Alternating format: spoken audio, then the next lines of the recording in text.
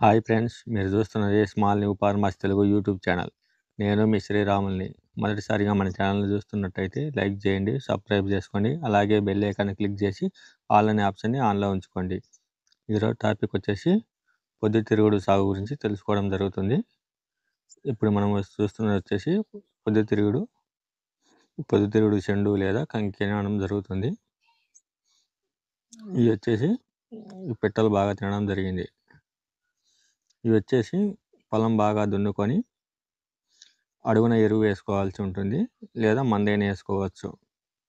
ఈ విత్తనాలు వచ్చేసి 1 ఎకరాకు గాను 2.5 కేజీ నుంచి 3 కేజీల దాకా అవసరమవుతాయి. మామూలుగా మనుషులు పెట్టేదైతే 2.5 కేజీ, మనం గొర్రెతో ఇచ్చినట్టయితే 3 కేజీలు అవసరం రావడం జరుగుతుంది. మనుషులు పెట్టినట్టయితే అడుగున ఎడల్పు, అర్ధడుగు పొడవు ఉండే విధంగా చూసుకోవాలి. చెట్టు గ్యాపు, మొక్కకు దూరం వచ్చేసి అర్ధడుగు, ఎడల్పు వచ్చేసి అడుగున్నర ఉండే విధంగా బోయలు తోలుకొని నాటుకోవాల్సి ఉంటుంది మనుషులతో అయితే. అదే గిన గొర్రెతో ఇచ్చినట్టయితే ఎడల్పు వచ్చేసి అడుగుంటుంది. విత్తనం వేసే దాన్ని బట్టి మొక్క దూరం అనేది ఉండడం జరుగుతుంది. ఇవి వచ్చేసి మా ఏరియాలో దాదాపు ఏక వచ్చేసి 12 సంవత్సరాలు అవుతుంది. ఈ వీడియో మనం తీయడం వచ్చేసి దాదాపు 70 కిలోమీటర్ల దూరం వెళ్ళి ఈ వీడియో తీయడం జరుగుతుంది.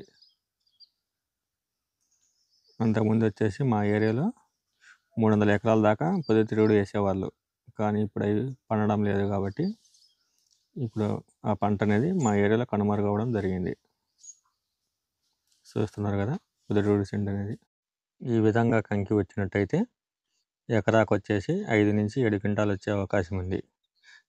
మొత్తం చేను మొత్తం అదే విధంగా ఉండాలి కంకి, పెద్ద సైజులో. లేదు చిన్న సైజు లేకపోతే మీడియం వచ్చినట్టయితే 5 క్వింటాల దాకా వచ్చే అవకాశం ఉంది. ఇంకా కొంచెం తగ్గినట్టయితే ఇంకా పంట అనేది తగ్గడం జరుగుతుంది. ఈ పొద్దుతిరుగుడు వచ్చేసి సూర్యుడు ఏ విధంగా తిరిగితే ఆ విధంగా చెండ్లు అనేది తిరగడం జరుగుతుంది అని మన పెద్దలు చెప్పడం జరుగుతుంది. కానీ ఇప్పుడైతే ఆ విధంగా ఏం లేదు. ఎక్కువగా తూర్పుకే వాలి ఉంటాయి.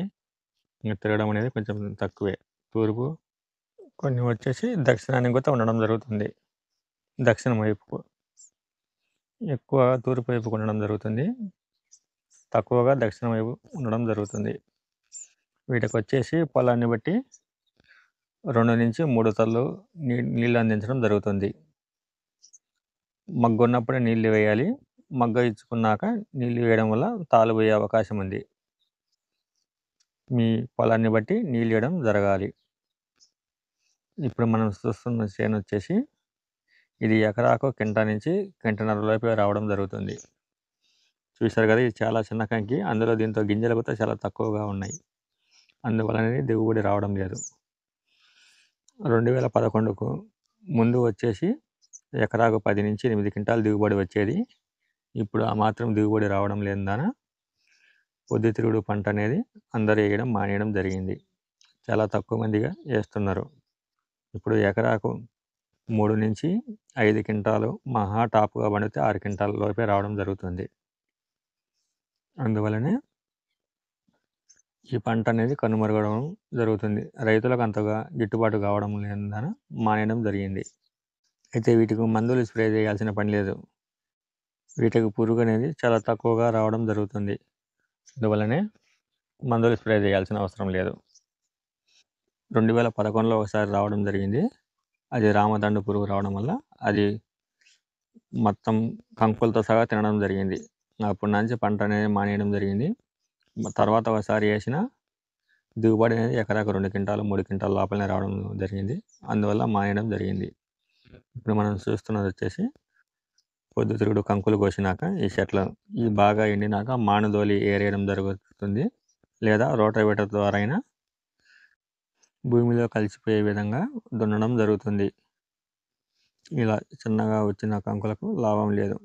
ఈ వీడియో మీకు నచ్చినట్లయితే మన ఛానల్ని సబ్స్క్రైబ్ చేసుకోండి. దేశ సైనికులను ప్రేమించండి. రైతులకు సపోర్ట్ చేయండి. జై హింద్.